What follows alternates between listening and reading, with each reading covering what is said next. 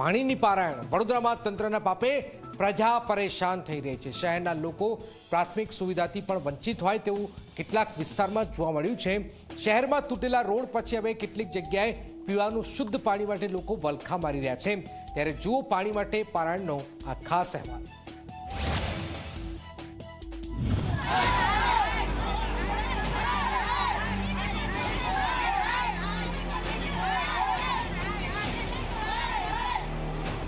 પહેલા શહેરના લોકોને પાણીમાં ડૂબાડ્યા, હવે પીવાના પાણી માટે તરસાવી રહી છે વીએમસી।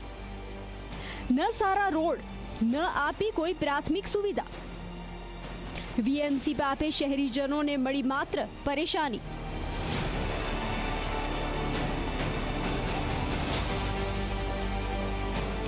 આ દ્રશ્યો સંસ્કારી નગરી વડોદરાના છે।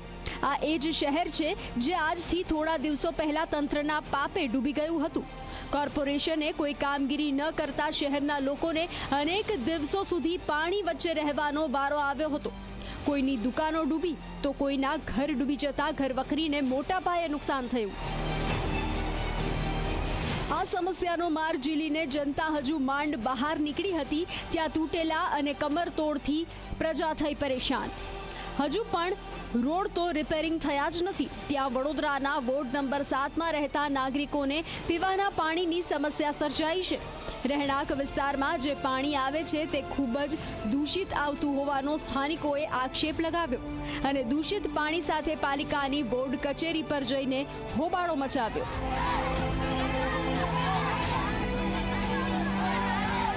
નાગરવાડા નવી ધરતી વિસ્તારમાં જે 7 નંબરની વોર્ડ ઓફિસ છે એ વોર્ડ ઓફિસની બિલકુલ સામે પાણી 3 વર્ષથી ગંદુ પાણી આવે છે, પરંતુ આ લોકોની અરજી મૌખિક હોય તો લેખિત હોય નજરઅંદાજ કરવામાં આવે છે। વારંવાર આ ગરીબો પર અત્યાચાર કરવામાં આવે છે। આજ કદાચ કોઈ સારો વિસ્તાર હોત અને કોઈ સારા કોર્પોરેટરનો વિસ્તાર હોત તો તાત્કાલિક ધોરણે આ બધું કામ કરી નાખત, પરંતુ ક્યાં સુધીને આ ગરીબો પર અત્યાચાર કરવામાં આવશે। 3 વર્ષ તમે વિચાર કરો, 3 વર્ષથી રજૂઆત કરે છે તેમ છતાં જે પાણીનો નિકાલ છે એ ગંદુ પાણી છે, એ ચોખ્ખું પાણી નથી લાવી શકતા। મોટી મોટી વાતો કરે છે કોર્પોરેશન। મોટી સંખ્યામાં શહેરીજનોએ હાથમાં દૂષિત પાણી સાથે વોર્ડ કચેરીમાં જઈને હલ્લાબોલ કર્યું તો કોર્પોરેટરને આ મામલે અનેક રજૂઆત છતાં તેઓ ફોન ન ઉઠાવતા હોવાનો આરોપ લગાવ્યો।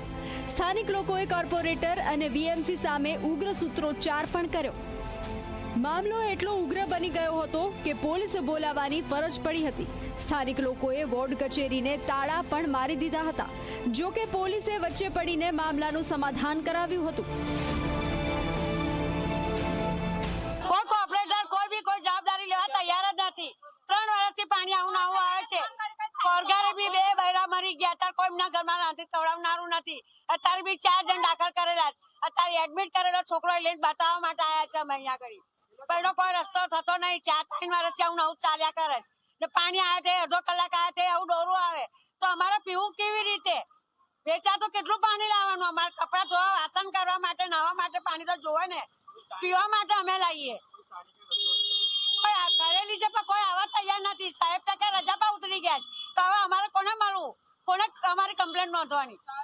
કોઈ કહેવા માટે તૈયાર નથી, કઈ રસ્તો નથી કરતા એનો। એ લોકો કોર્પોરેટર કઈ કહેતા નથી, એમ કે પાણીના બંબા આવે છે, તમે પાણી ભરી ભરીને ઘરે લઈ જઈને વાપરો। 3 વર્ષથી ખરાબ આવે, વચ્ચે ચોખ્ખું આવે, પાછું ખરાબ આવે, પણ એનો કોઈ પણ નિકાલ થતો નહીં। સ્થાનિકોનો આરોપ છે કે ઘણા સમયથી આવું જ પાણી પીવા માટે લોકો મજબૂર છે। દૂષિત પાણી પીવા લાયક નથી, એટલું ગંદુ પાણી છે કે વપરાશમાં પણ લઈ શકાય તેવું નથી। આ મામલે અનેક વખત રજૂઆતો કરવામાં આવી છે, પરંતુ કોઈ સાંભળતું જ નથી। કોર્પોરેશન પ્રજા પાસેથી પીવાના પાણી માટે ટેક્સ લે છે, પરંતુ આ ટેક્સની સામે પીવાનું શુદ્ધ પાણી ન આપે તો કેમ ચાલે? જોવું રહ્યું કે આ હોબાળા પછી પ્રજાને ક્યારે પીવા માટે શુદ્ધ પાણી મળે છે। Bureau report, Zee media.